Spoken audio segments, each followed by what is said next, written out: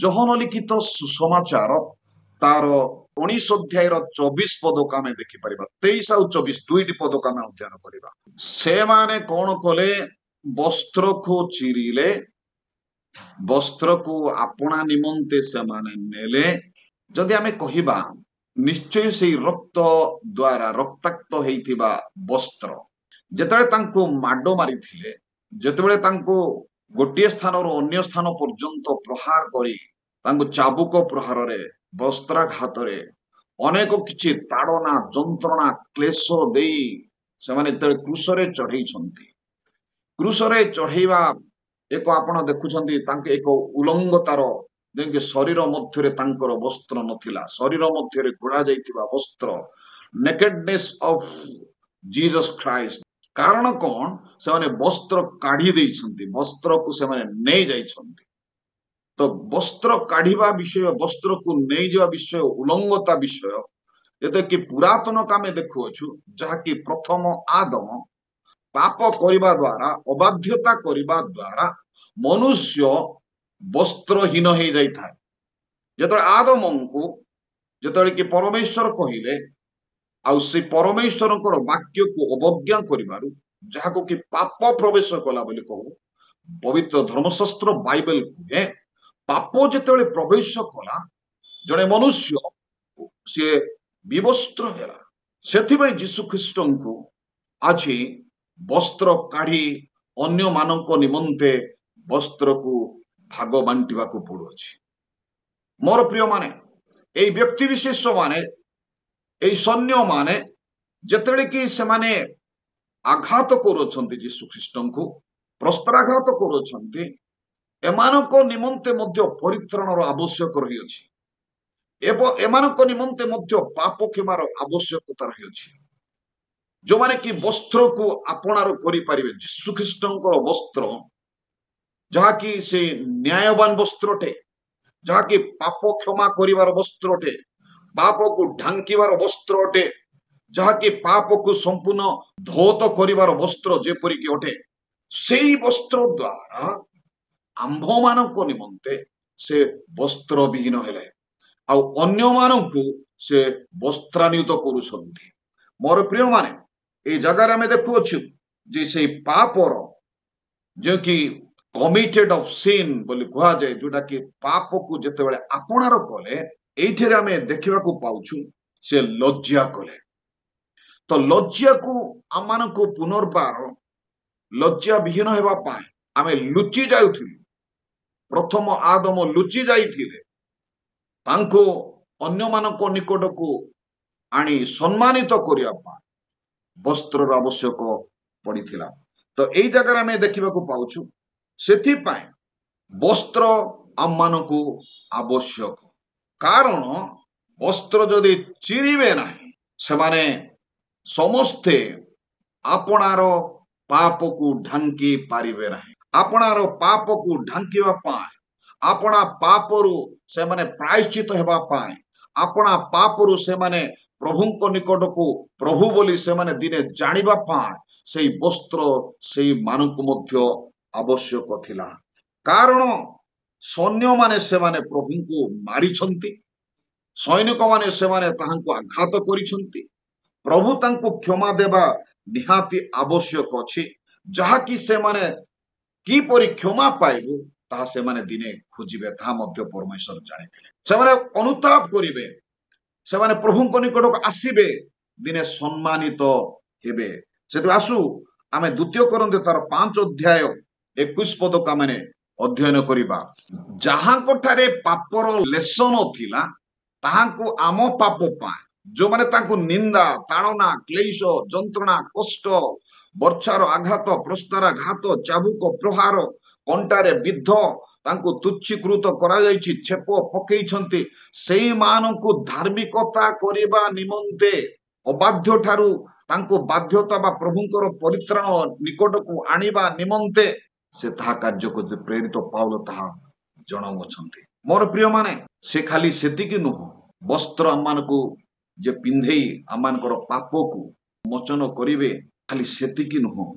से आम्मानक निमंते परमेश्वरक निकटरे से चित्कार करुछंती से आम्मानक निमंते से गोटिए पर गोटिए पितांकु जणे चलीछंती वस्त्र को चिरिला पर आमे देखिअछु यीशुख्रीष्ट जेतेबेले कि से कहउछंती हे पित मो आत्मा आपणक ठारे मु समर्पण करुअछि मोर आत्मा ता पूर्वर जेतेबेले आमे देखिबा पुरातन नियम रे दाऊद राजा मध्य गीत संहिता 31 तार 5 रे आमे जदि पढ़िबा आमे देखि परिबा जे दाऊद राजा हेले सुद्धा परमेश्वरक उपरे निर्भर करंती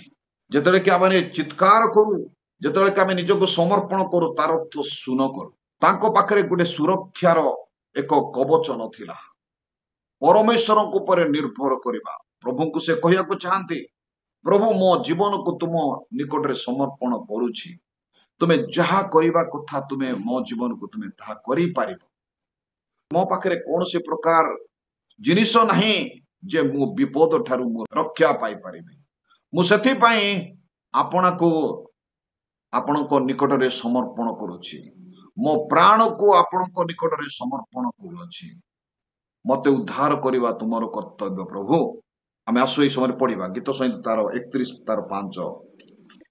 आपणा प्राण तुम्भ ठारे मु समर्पण करियोछि तुम्भे मते मुक्त करियोछ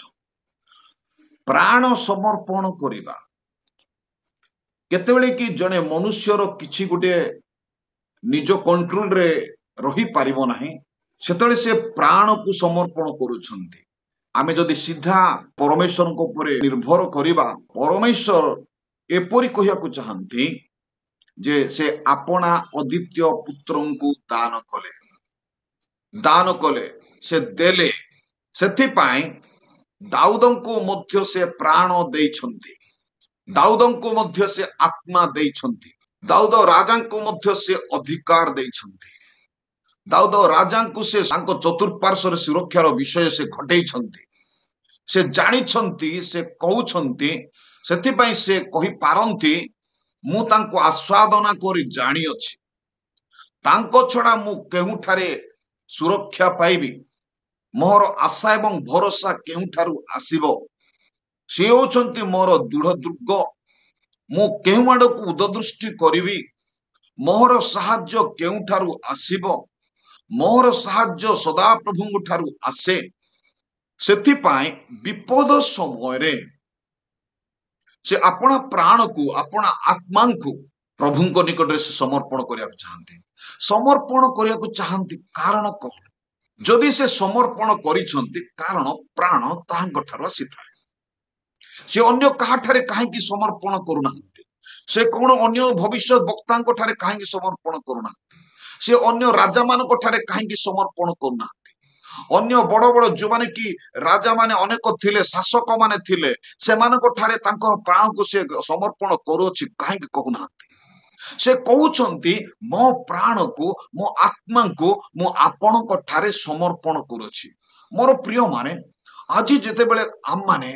ए पृथ्वी मध्य रे अछु आमने बेले बेले समस्या रे आमे गति करिथाउ हमन अनेक आघात आसी थाए सेही समय रे आमानकर प्राण को आमानकर जीवन को आमे काठारे समर्पण करूछु आमानक मुखर सडन बाहरी पडुछि हे प्रभु मु कोन करिवि आमानक निमंते आज मध्य सुजोग अछि जेतेबेले कि आमाने एई परि समस्या मध्य रे रहू विपद आसे दाऊदंको परि मध्य आमे कहि परिबा हे प्रभु मोर आत्मा मोर प्राण तुम हस्तरे मु समर्पण करूछि कारण से आत्मा आउ कहार नुह सेई प्राण आउ कहार नुह सेई प्राण एवं सेई आत्मा प्रभुंको ठारु आसीथाय आउ सेथि पाए से आमानक आत्मा फेरेई पारंती जेतेले कि से पुनर्बार पृथ्वी को आसीबे राजा है कि शासन करिवे जदि आमे पृथ्वी रे शेष हेइथिबा पृथ्वी रे आमे महानिद्रा प्राप्त हेइथिबा आमने पृथ्वी शारीरिक भाव में विदाय नहीं ताले तांको हाथ रे समर्पण करिथिले सेई आत्मा आम मानको निकट को से फेरे आम मानको जीवित करिवे सेथि पई क्रिश्चियन मानकर एक कॉन्फिडेंस अछि मु निश्चय दिने प्रभुंकर आगमन रे उठिबी तांको तुरी धोई शब्द रे मु उठिबी एवं तांको साक्षात करिबी आ सेई आत्मा मु जेतेले मागिबी प्रभु मते देबे से आत्मारे मु कार्य करिबि से आत्मारे पूर्णता हेबि से आत्मारे मु उपासना करिबि पृथ्वी रे थिबा मध्यरे मंडली उपासना करिबि जो जगारे थिबि सेई जगारे आत्मा को द्वारा तांकर गौरव करि पारिबि मो प्राण ताहा कुहे। मोर प्रिय माने दाऊद जेपरि चैलेंजिंग करंती दाऊद जेपरि सुरक्षा निमंते रक्षा निमंते से कुहंती आज मु एवं आपण मध्य प्रभुंको ठारे ताहा कहि परिबा मोर प्राण तुम्हारे समर्पण करुछि मोर जीवन तुम्हारे समर्पण करुछि कारण तुम्हें प्रभु मते निश्चय तुम्हें दिने से आत्मा को फेरे कारण से आत्मा अधिकार तुम पाखे अच्छी कारण प्राणर अधिकार तुम पाखे अच्छी से प्रभु अच्छा जीवित प्रकटती प्रभु आम मान को आज कथा से मृत्यु नुहंती से जीवित अटंती से मु एवं आपण आज तांको निकटरे संपूर्ण भाव समर्पित हेबाकी जेपरिक दाऊद निजको समर्पण करुथिले से प्रभु ठारे आशा रखिथिले प्रभु ठारे भरोसा रखिथिले प्रभु ठारे तांकर विश्वास संपूर्ण भाव दृढ़ीभूत थिला। आसु नूतन नियम रे आमे आउ गुटे पद देखिबा डॉक्टर लूक एपरि लिखिया को चाहंती यीशु उच्च स्वरे डाकी कहिले हे पिता तुम हस्ते मो आपणा आत्मा समर्पण करुछि। लूक लिखित सुसमाचार तार 23 अध्याय 46 पद ଆଉ ଯୀଶୁ ଉଚ୍ଚ ସ୍ୱରରେ ଡାକି କହିଲେ ହେ ପିତା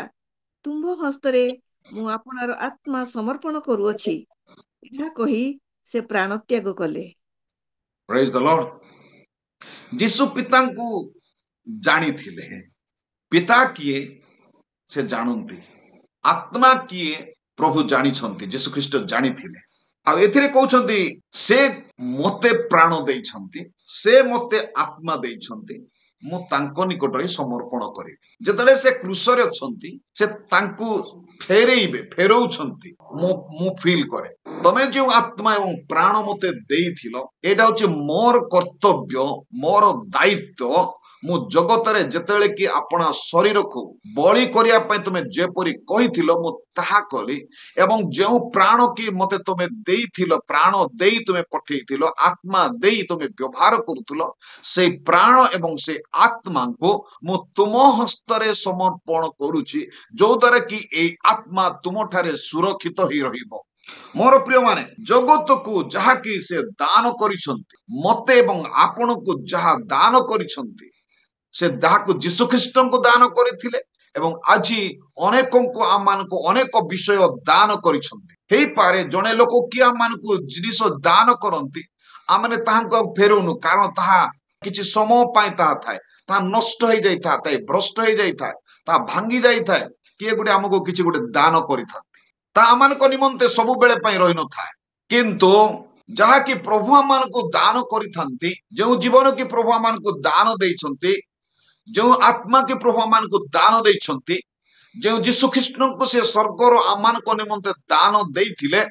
से जते बेले कि से जगत को त्याग करूछंती आ से कहा ऊपर से दान से आत्मा को से प्राण को कहा को देबे नहीं से पिता को ही देबे। हम माने आज विश्वास हिसाब रे प्रभु को लोक हिसाब रे मंडली हिसाब रे हम माने आज केबे अनुभव करि पारुछु कि ए प्राण एवं ए आत्मा कहार बेले बेले आज अनेक लोक माने आमे देखि पारुछु जूम रे आमे ए प्रकार कार्य करूछु आमे एटा करूछु आमे सेटा करूछु आम द्वारा एटा होउची आम द्वारा सेटा होउची अनेक बचसा ऊपर बचसा चैलेंजिंग ऊपर चैलेंजिंग चलीछि किंतु आमे आज टिके मने पकेबा से आत्मा गुडा को किए आमान को देइथांती से प्राण आमान को किए देइथांती यीशु को ए समस्त कार्य करिबा निमंते किए अधिकार देइथिले से अधिकार को जेतेबेले से पृथ्वी विदाय नउछंती सेतेबेले से चित्कार करी कहिबा को चाहुछंती मोर प्राण मोर आत्मा मु तुंभ निकटरे समर्पण करूछि मु तुम हस्तरे समर्पण करूछि कारण तुमे सेई हस्तरे सेई हस्त उठेई तुमे ए पृथ्वी को मते दान करिथिलो ए पृथ्वी पाई ए जगत लोकंक पाई जो माने जगत रे आज पाप करिसंती पाप करिथिले से मानको रक्षा करिबा निमंते तुम्हें प्राण को देइथिलो ए प्राण पठेइथिलो এই আত্মা মতে পঠেইছিল, যে আত্মা কি আଜି প্রত্যেক মଣ୍ଡଳୀରେ କାର୍ଯ୍ୟ କରେ, যে ଆତ୍ମା କି ଜଣେ ବ୍ୟକ୍ତି ବିଶେଷଙ୍କ ମଧ୍ୟରେ କାର୍ଯ୍ୟ କରେ, যে ଆତ୍ମା କି ମହାନ ଯୋଉମାନେ କି ପ୍ରଭୁଙ୍କର ଦାସ ମାନଙ୍କ ମଧ୍ୟରେ କାର୍ଯ୍ୟ କରେ, ସେଇ କାର୍ଯ୍ୟ ସେ ଆତ୍ମାଙ୍କର ବିଷୟ, ସେ ଆତ୍ମାଙ୍କୁ ପ୍ରଭୁ ପିତା ମୁଁ ତୁମ୍ଭ ହସ୍ତରେ ସମର୍ପଣ କରୁଅଛି। ମୋର ପ୍ରିୟମାନେ, ଆଜି ଯେଉଁ କି ଦେହ ଧାରଣ କରିଛନ୍ତି ଯୀଶୁ ଖ୍ରୀଷ୍ଟ, ତାହା ମଧ୍ୟ ପିତାଙ୍କର ଆଶୀର୍ବାଦର ଶରୀର ଥିଲା। ସେଇ ଶରୀର ପରମେଶ୍ୱରଙ୍କ ଠାରୁ ଥିଲା। ସେଇ ଶରୀରକୁ ଯେତେବେଳେ ଆମେ ମନେ ପକାଉଛୁ, ସେଇ ଶରୀରକୁ ନଷ୍ଟ ବିନଷ୍ଟ କରିବା ପାଇଁ ଲୋକମାନେ ପଛଘୁଞ୍ଚା ନଥିଲେ, ଯାହାକି ପରମେଶ୍ୱରଙ୍କ ବନାଇଥିବା ଶରୀର, ପରମେଶ୍ୱରଙ୍କର ତିଆରି କରାଯାଇଥିବା ଶରୀର, ସେଇ ଶରୀରକୁ ଆଘାତ କଲେ। ମୋର ଗୋଟିଏ ପ୍ରଶ୍ନ ରହିବ ସମସ୍ତଙ୍କୁ, ଆଜି ସମସ୍ତେ ନିଶ୍ଚୟ କିଛି ନା କିଛି ସମସ୍ତଙ୍କ ଠାରୁ ନିଶ୍ଚୟ ପାଇଥିବା, ଆମେ କାହାକୁ କିଛି ନିଶ୍ଚୟ ଦେଇଥିବା। ମୁଁ ଯଦି ଆଜି ପ୍ରଶ୍ନ କରିବି, କେହି ମଧ୍ୟ କହିବେ ନାହିଁ, ଜଣେ ମଧ୍ୟ କିଏ ନଥିବେ ମୁଁ କିଛି ପାଇନାହିଁ କି ମୁଁ କିଛି ଦେଇନାହିଁ। ଆମେ କିଛି ପାଇଛୁ ଏବଂ କିଛି ଦେଇଛୁ। ପରମେଶ୍ୱର ଯାହାକି ସେ ଦେଇଥିଲେ ସମସ୍ତଙ୍କ ପାଇଁ ଦେଇଥିଲେ। ସେଇ ଆତ୍ମା ସମସ୍ତଙ୍କ ପାଇଁ ମୁକ୍ତ କରିଛନ୍ତି ଯୀଶୁ ଖ୍ରୀଷ୍ଟ, ତାହା ଆମମାନଙ୍କୁ ସମସ୍ତେ ତାହା ପ୍ରାପ୍ତ କରିପାରିବେ। ସେ ଆତ୍ମା ଆମମାନଙ୍କ ନିମନ୍ତେ ଆମେ ସମସ୍ତେ ପୃଥିବୀରେ ପ୍ରାୟ ସମସ୍ତେ ଆମେ ଯେତେ ଜଣ ବି ଅଛୁ, ଯୀଶୁଙ୍କ ଠାରୁ ଯଦି ବି ସବୁ କିଛି ଆମେ ପ୍ରାପ୍ତ କରୁଛୁ, ସେଟା ଆମମାନଙ୍କର ଚେଷ୍ଟା ବଳରେ ନୁହଁ, ପ୍ରଭୁ ଆମମାନଙ୍କୁ ଅନୁଗ୍ରହ କରିଅଛନ୍ତି। ସେ ଅନୁଗ୍ରହରେ ଆମମାନେ ସମସ୍ତେ ପାପ ରହିତ ହେଲେ ସୁଦ୍ଧା ଆମମାନେ ପ୍ରଭୁଙ୍କର ଆଶୀର୍ବାଦରୁ, ଯୀଶୁ ଖ୍ରୀଷ୍ଟଙ୍କର ଅନୁଗ୍ରହରୁ, ଯୀଶୁ ଖ୍ରୀଷ୍ଟଙ୍କର ଦୟାରୁ, ଯୀଶୁ ଖ୍ରୀଷ୍ଟଙ୍କର ସେଇ ଅପାର ପ୍ରେମରୁ, କରୁଣାରୁ ଆମମାନେ ସମସ୍ତ କିଛି ପ୍ରାପ୍ତ କରିଅଛୁ।